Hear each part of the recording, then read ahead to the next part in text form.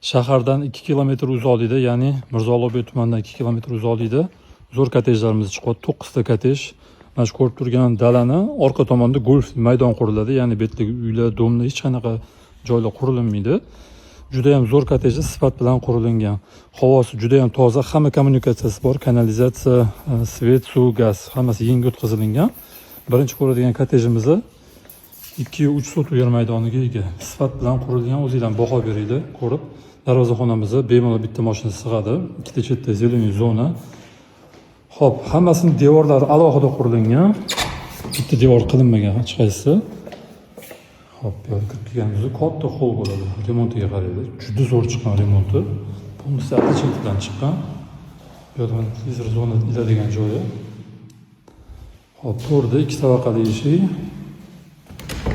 Zalimizda joylashgan. Zalimiz ham rasmiylari yaxshi. Orqada ham hovlida joy tashab ketilgan. Havo aylanishiga, yorug' tushishiga. Xo'p, keyingi xonamizda oshxona. Oshxonamiz ham zo'r chiqqan.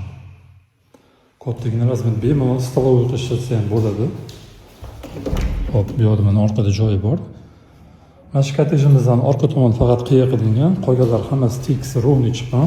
Podvalimiz ham yaxlit qilingan. Xo'p, birinchi qavat uchun umumiy yuvinish xonasi. Priborlarning hammasi qo'yib beriladi.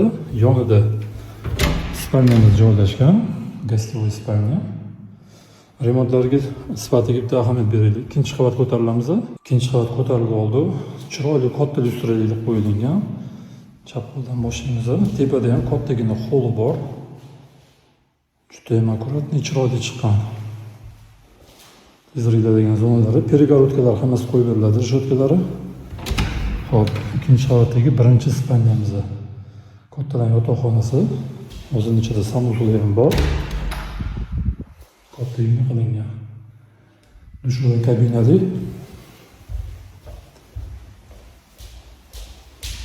Xo'p, ikkinchi qavat uchun umumiy yuvinish xonasi.